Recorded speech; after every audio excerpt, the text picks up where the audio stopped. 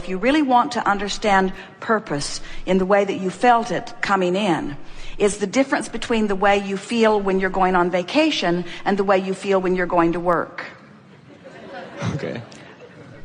In other words, we would like it if they felt the same to you, but in most cases they do not. Most humans outside the vortex would describe purpose as something that I should do for some cause or for some improvement, and while they would feel that going on vacation is just to selfishly satisfy their own interests. And we want you to understand that from the non-physical perspective, you must not separate those two. In other words, you don't come forth and become an author or a painter or a sculptor because your planet needs another painting or another book or another sculpture. It doesn't. You come for the joy and the thrill of the process of the evolvement of the painting and the book and the sculpture. You come for the joy of the expansion, you see. The word purpose is really tricky because expansion is inevitable, and purpose makes it sound like if you don't do specific things, expansion won't happen. And that's not true. Expansion will happen. Exposure to life causes expansion whether you are purposeful about it or not. In other words, we call that creating by default. Contrast causes you to launch rockets, and the source part of you rides those rockets, and new generations that are born into this time-space reality continue to ride that rocket, and they receive the benefit of the contrast that you've lived. In other words, the expansion is inevitable. So we don't want to say you came for the purpose of expansion because, duh. Esther likes that word. The expansion is inevitable. So let's not call it purpose. You know what your purpose is? Joy. Your purpose is for alignment. Your purpose is for the joy. The purpose of your life is joy. It's joy. Everything else is a given. That's what you're reaching for, you see. And that's why source remains source. In other words, source has the ability to see all that is. But when you're sick, source doesn't look at your sickness. Source looks at the wellness that you carved out of the sickness and holds such joyous anticipation in your manifestation of it that there is never any deviation in the vibration of it, which is what causes the signal to be strong enough that you can catch wind of it if you are joyously oriented. What you're thinking in this moment causes you to offer a vibration, and the vibration that you're offering is your point of attraction. Now, it's worth considering what you've recently been offering vibrationally, because that does influence where this vibration is.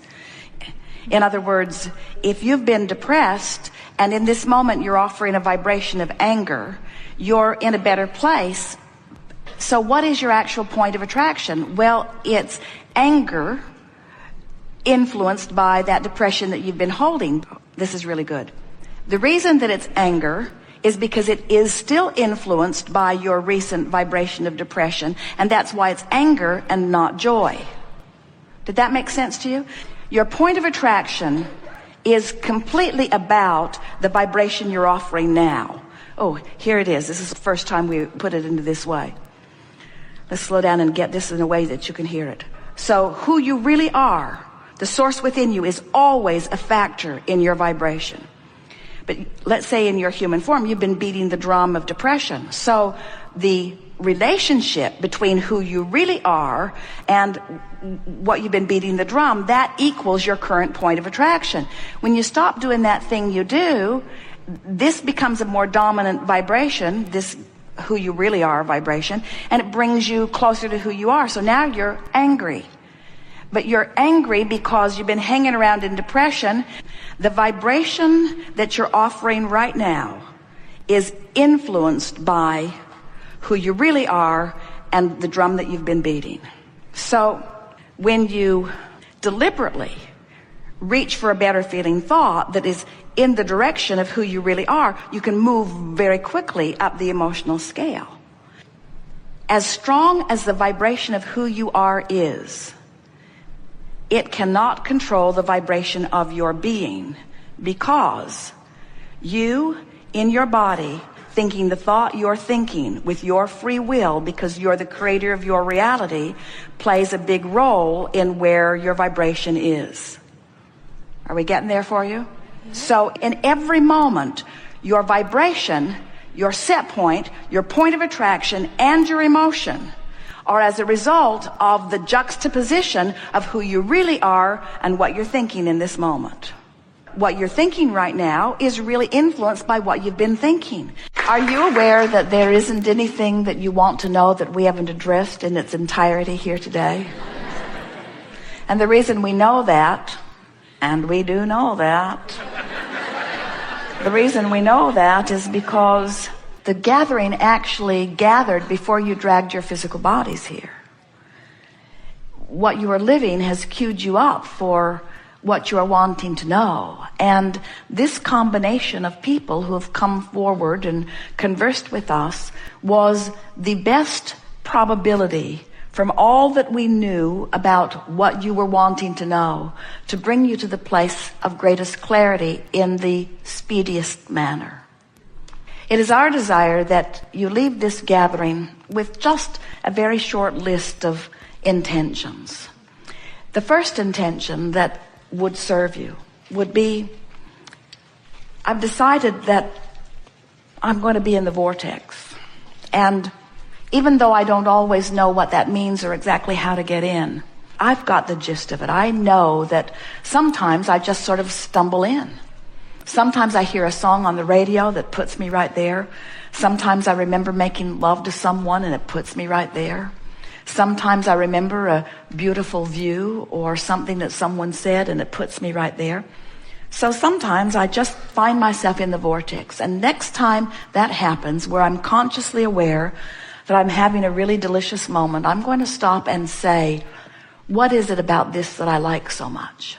Jerry and Esther have taken to that. They'll be often in a restaurant or sometimes moving down a highway, and they will find themselves just feeling so good that they will want to exaggerate the aspects of the moment in order to milk it just a little longer. Sometimes someone will offer them a compliment or a gift or a letter, and they will talk about it and talk about it and talk about it and talk about it. Sometimes they will read your letter 10 times because it felt so good the first time. Why not do it again? In other words, milking the moment of being in the vortex for the singular intention of practicing the in the vortex vibration. So when you find yourself there and you practice the vibration of it, now you find yourself more often hovering, if not near the vibrational doorway of the vortex. And as you hang around in this vibration of hope, in this vibration of optimism, in this vibration of positive momentum, what happens is your vortex just takes you in again and again and gives you evidence of your alignment, which then you want to talk about and milk further still. If we were standing in your physical shoes and we found ourselves in the midst of negative emotion, we'd poke at it momentarily just to see if we could squeak one more little burst of power from it. And then we would say, I am now finished with this negative feeling and finished with this negative conversation and finished with this negative thought. In other words, we would literally bring ourselves into a position of decisiveness or determination. I'm going to be in the vortex. I'm going to be in the vortex because it's who I was born to be. And I've put so much there already as a result of the life experience that I've lived, that now my best work is from inside the vortex.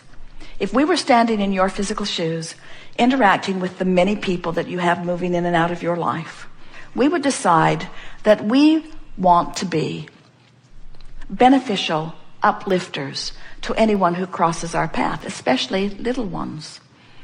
And we would decide that since words don't teach, and since people are in all kinds of different vibrational proximities to themselves and to us, we would decide that we're going to express our knowing through the clarity of our vibrational projection. We would say things to ourselves. Probably isn't necessary or even a good idea to say it out loud to too many people who don't understand what it all means anyway. But our mantra to ourselves would be, I'm going to radiate my perspective from inside the vortex. I'm going to do 100% of my calling of people when I'm sure I'm in the vortex. I'm going to write 100% of my emails when I'm sure that I'm in the vortex. I'm going to have 100% of the conversations with the people I love, my children, my mate, the people I work with from inside the vortex. And if I am wondering whether or not I'm in the vortex or not, I'm going to hold back and remain silent and look for an opportunity to be in. I am going to be the blabbermouth of all blabbermouths from inside the vortex. And I'm going to be very silent when I am aware that I'm not in the vortex. No more am I going to defend or justify my experience or try to prove myself right or make others understand my position, because I now understand the futility of anything that I'm doing or saying or thinking while outside the vortex. I have made a decision right here, right now, that I am going to the best of my ability, moment after moment, I'm going to be in the vortex. And in making that decision, it is our promise to you that you will find yourself there 10% more tomorrow than you were today. And the next day, 10% more, until within a matter of 10 days, maybe 2 weeks at most, you will have moved your position from mostly outside the vortex to mostly inside the vortex. And what that means from a manifestational standpoint is things that you have been waiting for a long time are going to begin to show up and show up fast. What it also means is your level of joy is going to begin to soar in unexpected ways. Your ability to think will become clearer, and people will be quite amazed at the clarity of your being. Your physical apparatus will begin to come into alignment. Medicines that you've been using will become unnecessary. Conditions of your body that have been unpleasant will begin to fall away. Muscle toning will begin to take place. You will begin to breathe more deeply. The metabolism of your body will come into alignment. Every relationship that you have will find improvement in it. Your ability to perceive what's going on in this planet will be moved to new heights. And your ability to create whatever you are wanting, whenever you are wanting it, will become apparent not only to you, but to others who are looking at you. You are the creator of your experience, and you now understand the laws of the universe, the guidance system within you, and the vortex where all cooperative components are assembled. You now are personally empowered to be or do or have anything that you choose. And it is our desire that you understand that that is precisely as you have intended it to be. You have the full resources of all that is backing you up. There is no holding back on your behalf. Anything that you ask for, we are all queued up in ready assistance about. But the work has been already done by you, save this last little piece of making sure that you're in the vortex. Nothing matters more than the way you feel. So your new mantra could be, today, no matter where I'm going and no matter what I am doing, it is my dominant intent to look for those things that I'm wanting to see. For I am one who compliments. I am one who appreciates. I am one who loves. It is my natural heritage. It is who I am. We have enjoyed this interaction more than words can convey. And we are appreciating beyond your ability to even feel fully the power of your probing into the contrast of your environment and the motion forward that it has provided for all of us. There is nothing that any of us need to do, but we all continue to exist because life feels so very, very good. There is great love here for you. And as always, we remain in the vortex.